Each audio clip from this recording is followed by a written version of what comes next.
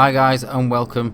Don't forget, if you're not subscribed, hit that subscribe button and click the bell for notifications of when we upload new content, and also give that like button a hit if you do enjoy the video. It does help the channel grow and us to gain a little bit more viewership on YouTube. So in today's video we're going to take a look at the DeVilbiss DV1 Clearcoat gun. Now I have this gun in the 1.3 setup with the C1 Plus air cap on it, and I have to say so far I've quite enjoyed using this spray gun. It's not my gun, it's just a demo model that's been sent out for me to do some trials with and do a review video on, so we'll get into that review video right now for you guys. So at the point of shooting this video I have been using this gun for around about 2 to 3 weeks solidly without using any other Clearcoat gun, because I wanted to get a really good gauge for this gun, because it's not, I wouldn't say it's a high price gun, it's right up there with the rest of the big brands at the moment. Price wise, this gun sits at $420 at PMP Supplies for the non-digital model like I'm going to be using in this video, and obviously that is bang on pretty much bar a fiver at the same price as the 4600 1.3 Segola, which at the moment is my favourite gun. So I really needed to use this gun quite a lot before I could give a sort of honest review on it. The other thing that's got me is, with this being quite a high price gun, I've seen a lot of these for sale on social media recently, and obviously being a spray gun that's just come out and then seeing so many up for sale, I thought that was a little bit strange. But we'll go into that a little bit more later in the video. As you can see, it is a nice looking gun. It seems well made. I can't really say I've got anything to knock about the actual quality of the spray gun. It seems a really nice well made spray gun. It feels nice in your hand.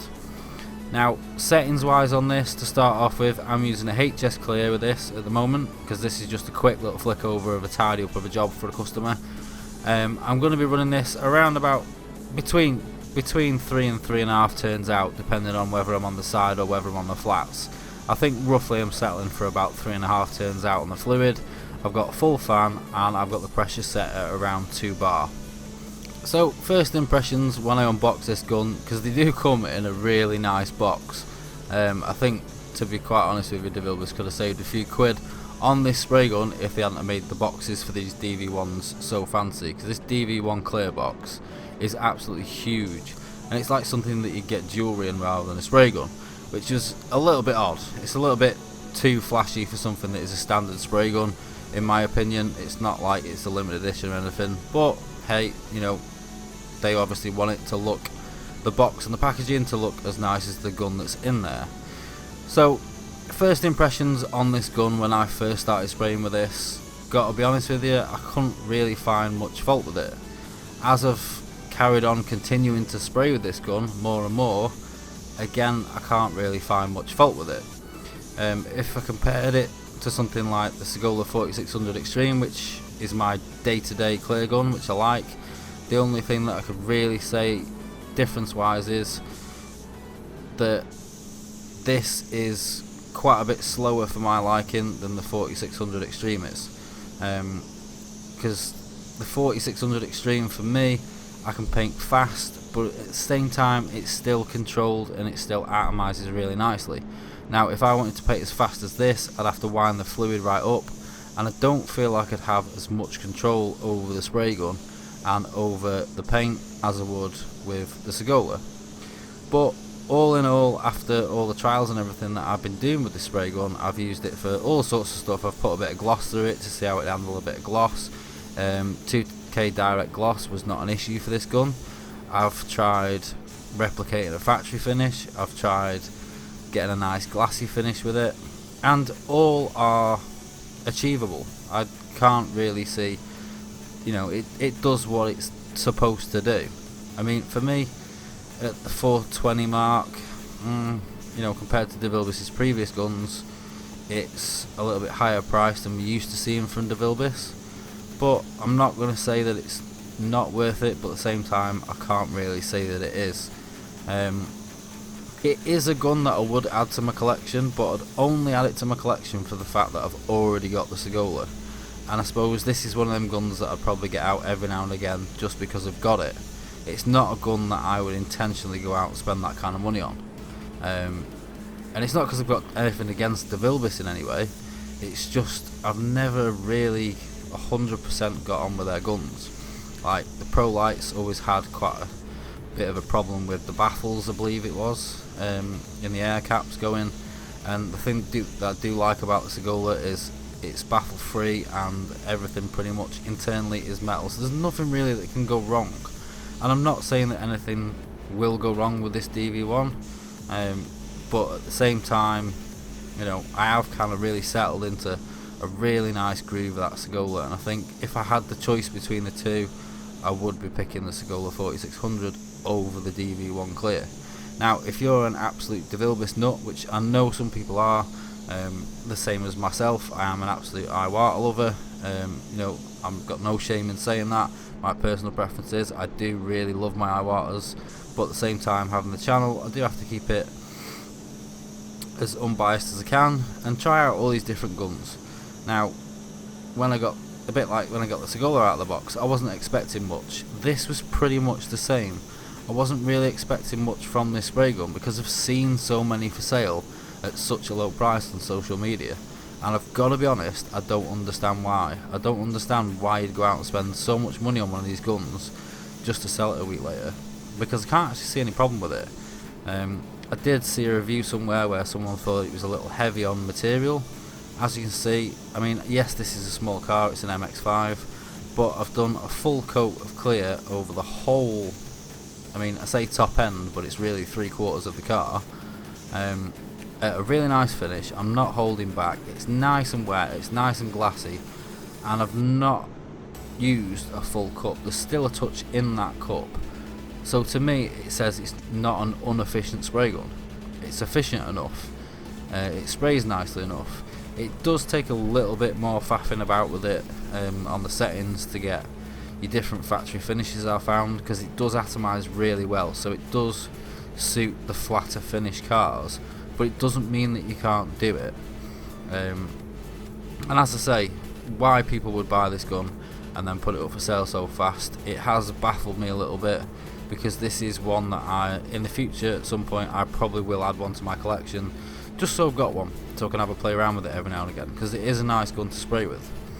But as I've said, for me, unfortunately, if I put this against something like the Segola 4600 Extreme, which I've got in the 1.3 XL, I can't say it's as nice. I can't say that this DV1 is as nice as that. And plus, for $425 you get a free regulator with the Segola. So if you took the price of the regulator off the Segola, then really, you know, you're getting the Segola 4600 Extreme for 350 quid, and then you're paying for the regulator. So in my eyes, you're getting more for your money with the Segola 4600 Extreme. And again, that's not to knock this spray gun. I know there's a few guys out there at the moment that are really loving this DV1, and it is a nice spray gun, it is nice to use. It's just, for me, it's not something that I pick up every single day. I mean, I have a Lotus Edition WS400. WS400 has got to be one of my favourite clear guns, but since getting the Segola, I hardly ever pick it up. I think I've only ever picked it up really once or twice, and that was to shoot some footage using the Lotus, and that's it. Since getting the Segola 4600, I've not really picked up any other gun. I did make a point when I was using this not to use it at all and really get used to it before making this review, but you know, now I have made this review, I've got to be honest, hand on heart, this is now sat on the shelf, not being used, and I'm back to using my Segola again. I prefer it, it's a lot faster, it atomizes really well at high speed, it puts down a really lovely finish, and I can get the factory finish, or I can get that really glassy show car finish with ease, and that's the biggest thing for me. It's just, it feels an easier gun to use than this DV1 Clear. But again, you know, it is a nice gun. You know, I'm sure some of you guys who are real big DeVilbiss fans who have got one of these will be saying, oh no, you're mad, you know, you wouldn't pick a Segola over DeVilbiss. The only thing that I can say to you guys is pick one of the Segolas up, try and get one on a demo from somewhere and try it. You'll be majorly surprised. I know I was.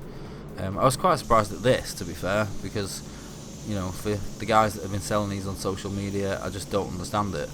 I've also tried the DV1 base, which I will get a review up at some point soon.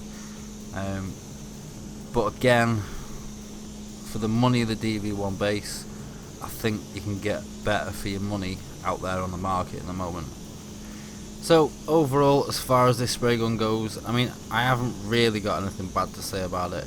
I mean, I show you at the end, this whole clear job on this MX5 took, I think it was 880 mils of mixed clear coat to complete. Now, for me, that seems a quite nice, efficient spray gun. That works out at pretty much roughly 100 mil per panel, and then say if we allow a little touch more, like 150, 200 for the bonnet and the boot, it's more than efficient as far as I'm concerned. It does put a nice coat down. For my liking, it is a little bit slow, but as far as the actual quality of the gun, how it sprays, the kind of finishes you can get with it, there's nothing really that I've got bad to say about the gun. But as I said, fortunately for me, it's not something that's going to take the top spot.